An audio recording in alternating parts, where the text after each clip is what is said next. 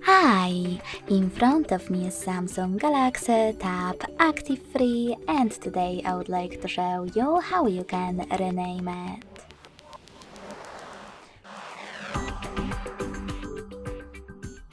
First of all, go into Devices Settings and scroll all the way down to access About Tablet.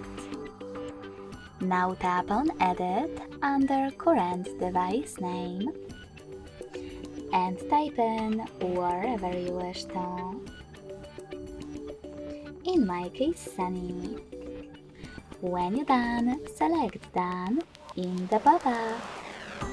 So when I do that, as you can see, name of my tablet has changed. Thanks so much for watching. If you enjoyed this video, smash that like button, comment and subscribe. Bye!